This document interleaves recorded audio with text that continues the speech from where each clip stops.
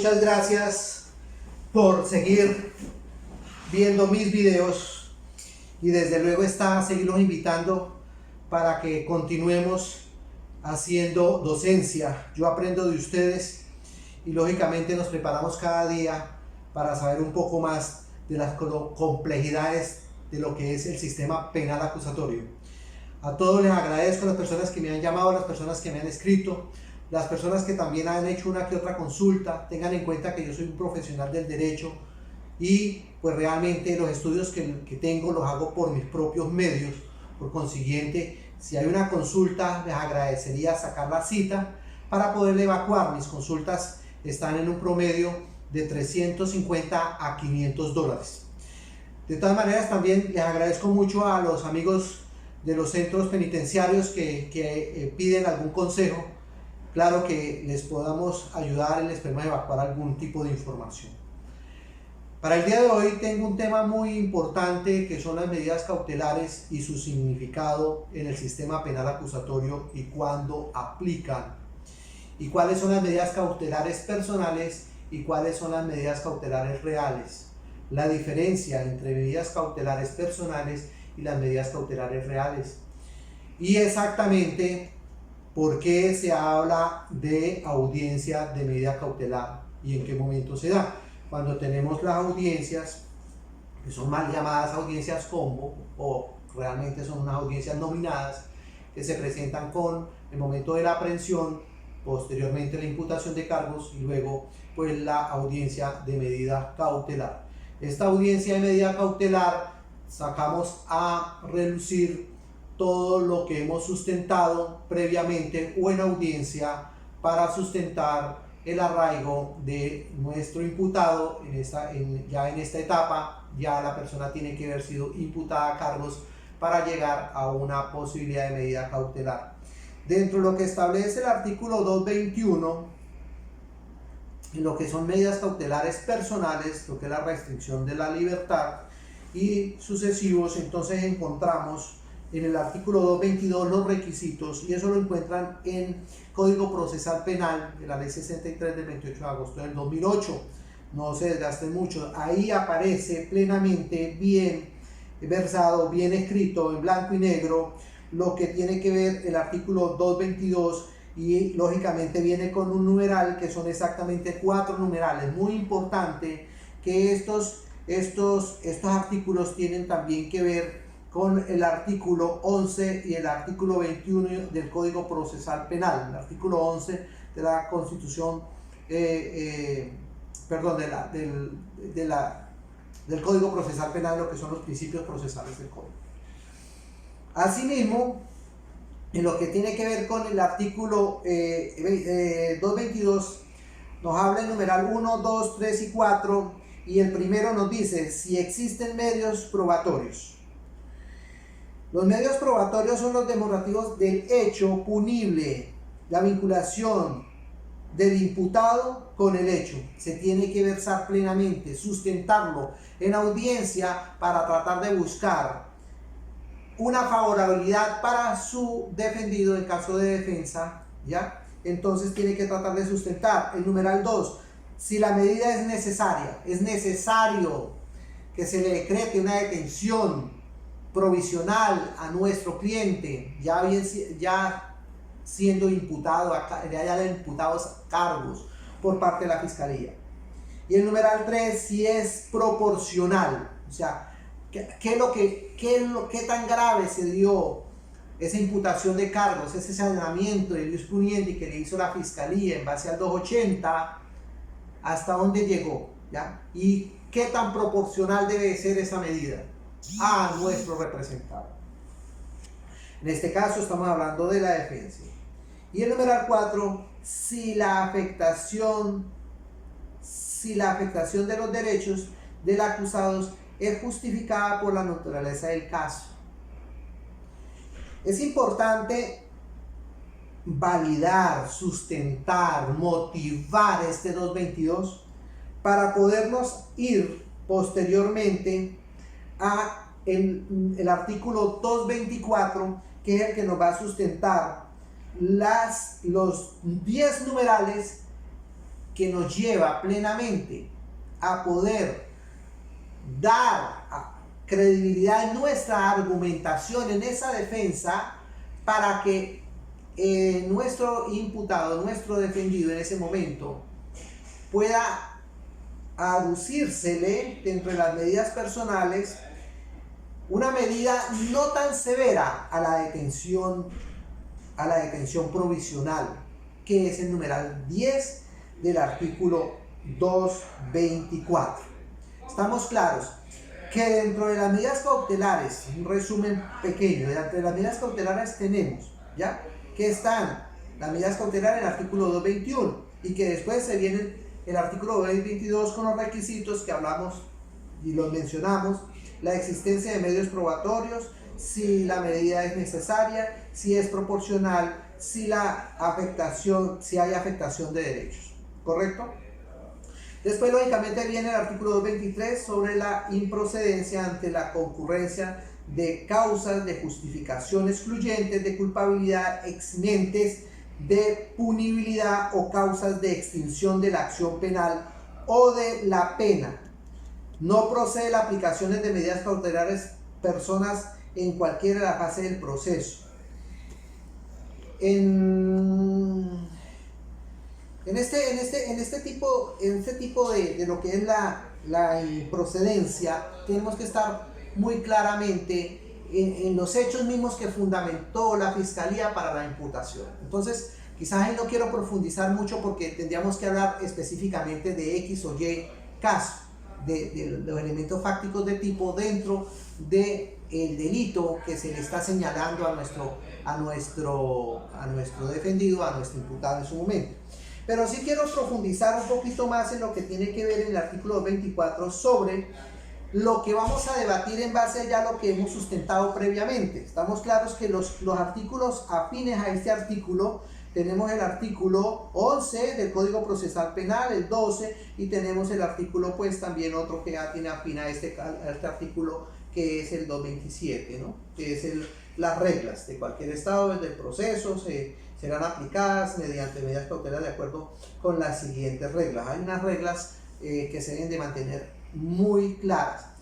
Amigos de la defensa, o amigos estudiantes, o amigos que ya están imputados, o amigos que están próximos a una audiencia de esta índole, es importante que el abogado que los vaya a defender tenga conocimiento del sistema penal acusatorio. No basta con ser abogado. La materia de derecho penal actualmente tiene que ser la persona especialista en esta materia. No basta con ser un abogado todero, ¿sí?, un abogado que pues ve todas las ramas. Tiene que tener una especialización. De pronto nosotros los litigantes tendemos pues a recibir casos quizás no exactamente en una rama, pero sí tenemos que tener un estudio específico en una rama, que es lo que pues este abogado se ha encargado de hacer a través de los años. Entonces, asimismo, tenemos que irnos nuevamente a la obligación de presentarse periódicamente ante la autoridad o oficina designada por el juez. Ese es el numeral 1 del artículo 224 de las medidas cautelares personales, ¿ya? Entonces, si yo veo que mi cliente no es una persona que vaya a desatender el proceso, sino que yo tenga la certeza que mi cliente va a atender el caso, pues lógicamente yo puedo aducir que se le determine o se le imponga a mi representado del artículo 224 la numeral 1 y 2. Pero ¿qué tengo que hacer para poder llegar ahí? Yo tengo que convencer, y no tan solo convencer con una argumentación, yo tengo que convencer con una serie de elementos de convicción presentados a la Fiscalía, discutidos en audiencia, de lo que es el material de arraigo, del arraigo que tengo que presentar de mi cliente. ¿Qué es el arraigo? La forma de probarle al tribunal de que mi cliente es un hombre trabajador, que tiene una estabilidad laboral, que mi cliente tiene un hogar, ¿sí?, que tiene una familia, ¿ya? Entonces tiene un arraigo laboral y tiene un arraigo familiar y tiene un arraigo de domicilio. Mi cliente reside en tal lugar. Debo de sustentar estos arraigos, ¿ya? Y esos arraigos tienen que ser sustentados de una forma convincente, ya sea por un medio un recibo de agua, luz o teléfono para sustentar la dirección donde queda el domicilio de mi cliente, inclusive una certificación de registro público para poder probar que mi cliente en efecto también tiene esa residencia. Quizás no podemos tener una cosa, pero sí podemos lograr obtener el otro documento. Lograr sustentar que mi cliente tiene hijos y que mi cliente tiene una esposa y que los niños viven lógicamente en ese lugar. O sea, ya podemos sustentar una familia. Ya que mi cliente tiene un trabajo, bueno, vamos a pedir al empleador de mi representado, pues lógicamente que me presente una carta de recomendación donde especifique que el señor trabaja o la señora trabaja en esa empresa desde hace tanto tiempo, devengando un salario de esto y que tiene pues un excelente comportamiento y que hasta el momento pues no ha sido, digamos, en cierta forma le han pasado algún tipo de memorando para descalificar al contrario, que esa persona tenga esa credibilidad de ser una persona de bien. Eso nos ayuda a poder solicitar una de estas dos medidas, o sea, el artículo 224, el numeral 1 o el numeral 2. O inclusive el numeral 3 en caso de que veamos de que el delito tiene que ver algo con, entre comillas, violencia doméstica, entonces no recurrir, o sea, dice el artículo numeral 3, la prohibición de concurrir a determinadas reuniones o visitas, o visitar ciertos lugares, o comunicarse con personas determinadas, siempre que no afecte el derecho a la defensa, ¿sí? Entonces ahí seguimos con el numeral 4, el numeral 4 del 224 es el abandono inmediato del domicilio cuando se trate de agresiones a la víctima, ¿ve? Que dependiendo del caso específico, pues lógicamente ahí mismo podemos nosotros los abogados de la defensa recurrir mientras el abogado sea técnico en derecho penal de corte acusatorio. Puede recurrir a cualquiera de estas para sustentarla ante el juez de garantías y lógicamente con el debate de la fiscalía. Y la sexta, la suspensión del ejercicio del cargo público ya o privado también es una posibilidad. La séptima, la obligación de no realizar alguna actividad si pudiera corresponder la pena a la inhabilitación, reteniendo en su caso la licencia o documento que acredite la habilitación correspondiente. Eso es cuando hablamos de que ya hay un impedimento, que vemos que la persona no se encuentra apta para hacer ese tipo de trabajo, ¿no? Y entonces estaríamos hablando de la octava, la obligación de mantenerse en su propio domicilio o en el de otra persona, ya que también puede ser una posibilidad. Y la novena, la colocación de un localizador electrónico, que hasta el momento pues el Estado panameño no ha hecho esta inversión para poderlo garantizar y pedirlo pues porque esto incurre en costos altos. Y la décima, la detención provisional. La detención provisional, lógicamente que por lo regular la Fiscalía siempre va a ser la que más pide. La Fiscalía siempre se va por la detención provisional. Pero ya de ahí, de nosotros, los abogados de la defensa, poderle sustentar al juez de garantía que no hay necesidad de una detención provisional. Porque nuestro cliente va a responder al proceso en todo y nuestro cliente pues se va a alejar de la posible víctima, ¿ya? Para no hacerle más daño. O sea, vamos a tratar de garantizar a toda costa poder llegar a la más severa de todas, que es la detención provisional. Importante, amigos, importante, muy importante. La audiencia de medida cautelar es la audiencia más importante, y perdónenme la redundancia en la repetidera, pero es que es así. Muchos abogados se desgastan en la audiencia de aprehensión. No, hombre, en la audiencia de aprehensión, si mientras no se le hayan violado los derechos y las garantías a nuestro representado, pues simplemente sustentémosla y pasémosla. La audiencia de imputación, pues muchos llevan la temática de que hagan ciertas aclaraciones en esa audiencia de imputación de cargos. La verdad, pues no es lo recomendable.